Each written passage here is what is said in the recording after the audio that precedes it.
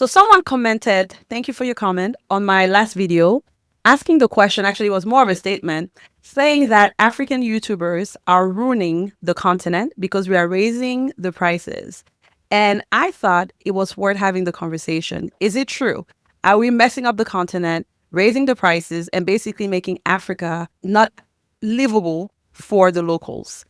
Today's conversation, I've brought in my amazing son. Let's discuss. Hello,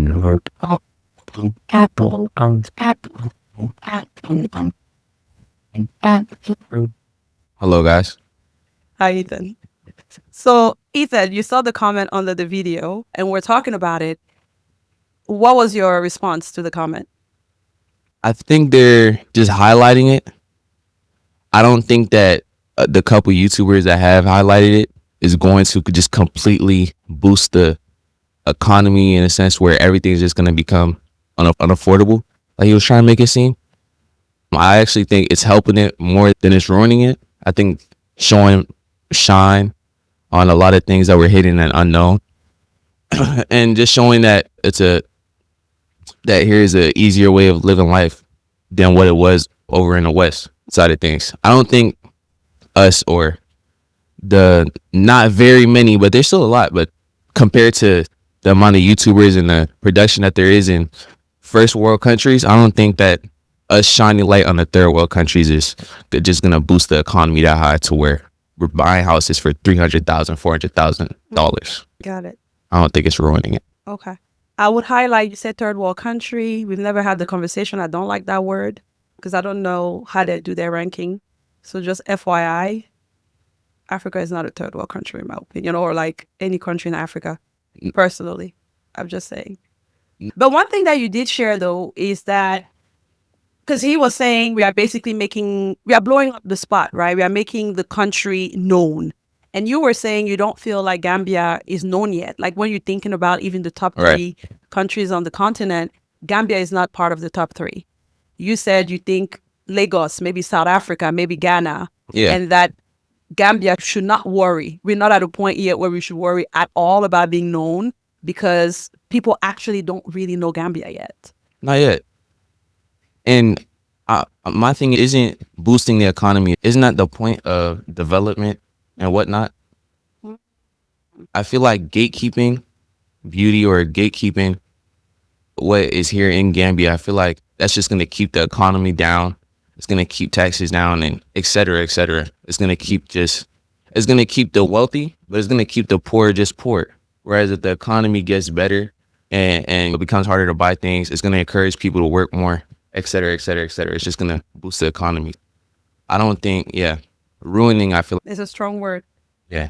Now, I do know that when I was doing research, there are countries where, so if you look at Ghana with the year of the return, which is a very popular thing they have in December, or even Nigeria with, I think it's called Dirty December.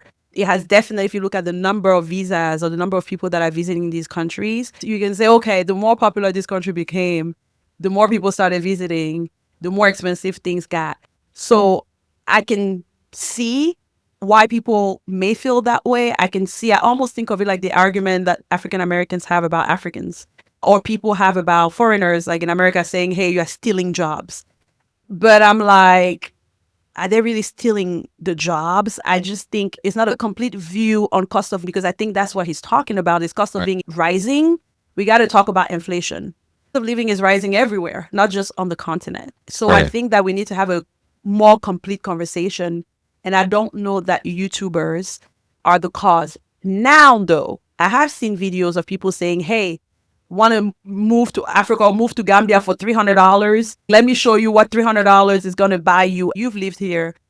Do you think somebody can live here for $300 a month, live well? Live well? An American. I feel like by yourself, you can live. Like you can be comfortable, but not if you have a family. No, definitely not. Okay. But by yourself, yeah. Okay. Yeah. I think we're saying people misrepresent, right? Basically misrepresent. And I do agree that there is a misrepresentation, especially around business. Like I've seen a lot of people move that within 3 years move back. And I think they move back because there's not really a channel or people that are talking about the realities of being on the continent. So people do come the ideas and the things I've seen on YouTube. Oh, you're going to have staff for $10 and you can braid your hair for $20. And it's all of that glamour. And there's no conversation around, you're not coming here to get a job, are you? You better be coming here to create jobs, and it's going to be difficult and it's going to be hard. It's not going to Right. pop up. And so I think that there is something to be said about, are we talking enough about the realities and the hardship of the continent, and who has the responsibility to talk about those things? You're asking like who has the responsibility? No, it's also on the YouTubers to show the reality aspect of it. But then again, if you're trying to sell something, well, a lot of YouTubers are sellers as well. A lot of them do real estate. A lot of them do other things. So obviously they're not going to tell you about the negatives and whatnot. And to your point, when they are selling the American dream, Right. because it's being sold and it's Right. very deliberate. No, they don't talk about all the negative. No, they Yeah. talk to you about the American dream, the place, the land of the free, and how anybody can start from zero and you can become a millionaire. They're Right. selling you also a dream. Exactly. And so the question, is it wrong then to also sell the African dream? We all know it's not heaven and that there are challenges, but I feel like there's already enough videos of kids with flies on their mouth. That do we then also need to highlight those things, or are we saying to people, listen, there's a lot of beauty here, come and discover the beauty? No, I agree. You should be able to try and sell the African dream. Yeah. Yeah. Okay. What do you think if you had to define the African dream? What the African dream is? That's a good question. I feel like waking up in front of a beach with everything being more affordable, just the people being much nicer, the peaceful, and then, like I said, everything being more affordable. So waking up to maids and having a personal chef and personal trainer, Yeah. etc. Okay. In a big house, Yeah. Made of Brick. cement and Yeah. not wood. not wood and wood. Yeah. Okay, that was shade. Okay, so you feel like the African dream is being able to access what would have taken you. I think that you can trade, if you're talking about lifestyle to lifestyle, you can trade a millionaire Miami lifestyle for just $20,000-$30,000 a year in Gambia. You can have the same lifestyle that a You top can. athlete has living in Miami. And I think that's the point, right? Does the top athlete living in Miami not rain, does not get pulled over by the police? Of course, those challenges are there, but can you have that same lifestyle here? Yes. Would the light go off? Sometimes. Whatever the challenges are on the continent, yes.